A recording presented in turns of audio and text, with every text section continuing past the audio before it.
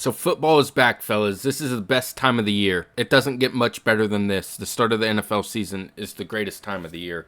A bunch of teams, I think all of the teams or almost all the teams are back in training camp. They're throwing balls around. Rookies are showing up. A couple guys are holding out. A couple guys looking for contract situations.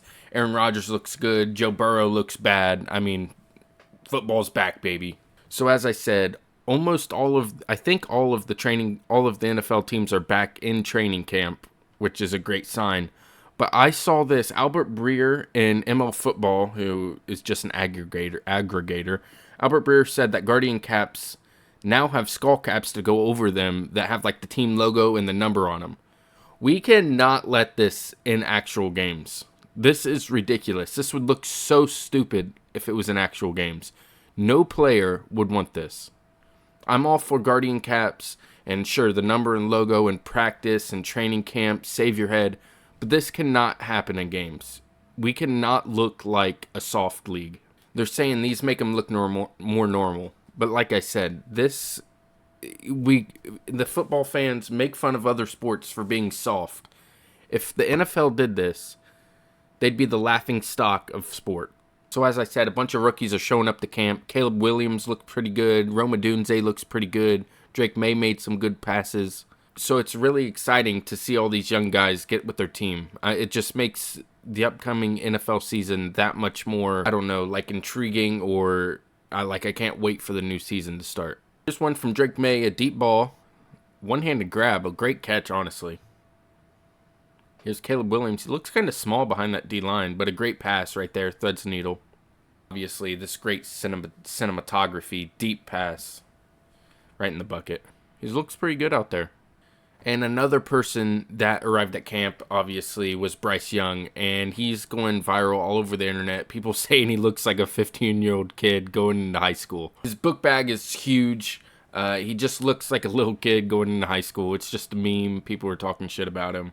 But it is funny. Now, another person that arrived to camp was Joe Burrow with his new haircut, looking like Slim Shady.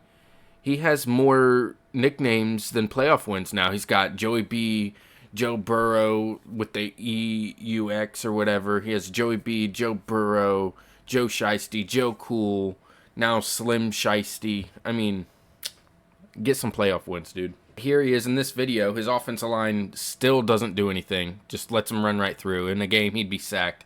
And then he overthrows T. Higgins by about 15 yards.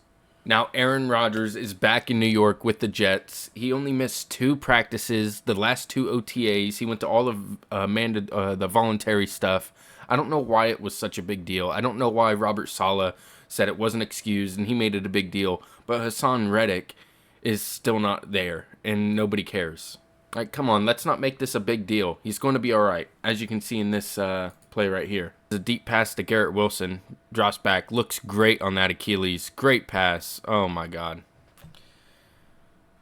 I don't know why everybody reacted about Aaron Rodgers when he left the 2 practices at the end of OTAs. Most teams cancel those 2 practices anyways. The Packers canceled them.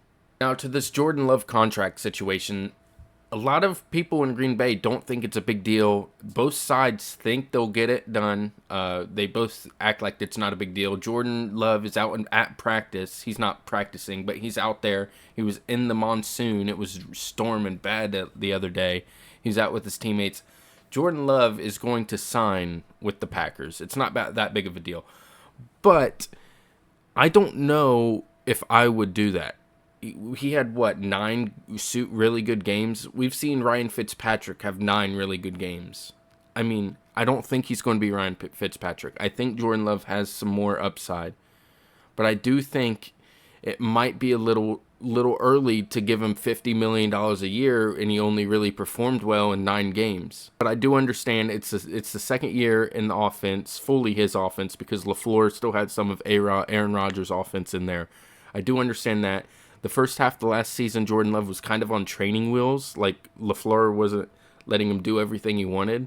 So I do understand that. But to me, it still is a little early. CeeDee Lamb has not reported to camp at all. So this, if I'm a Cowboys fan, I'd be a little, not worried, but I'd be a little intrigued by it. I'd be wondering why he's not there. He obviously wants a new contract. Dak doesn't have a new contract after this year. So if I'm the Cowboys, I think I want CeeDee Lamb and maybe let Dak walk, see free agency. But they're in a predicament. They got to pay CeeDee Lamb. He's top 3 wide receiver in the league. So, yeah, I think that's put Cowboys in a pretty interesting situation. Like I said earlier, Hassan Reddick for the Jets got traded to the Jets from the Eagles. The Jets knew he wanted a contract. They didn't give him a contract. So now he's been sitting out. He sat out all of voluntary, all of mandatory. He's not at training camp. So the Jets are just stupid. Those were the top 3 names that I really saw that weren't at training camp or had contract situations. Brandon Ayuk, obviously, but he's going to play for the 49ers this year. I'm not worried about that at all. I don't think he's getting traded. He might get traded after this year, or they might end up trading Debo and sign Brandon Ayuk to a longer-term deal. But they're not going to shill out all this money after already shilling out a bunch of money because they have to pay Brock Purdy, I believe, next year.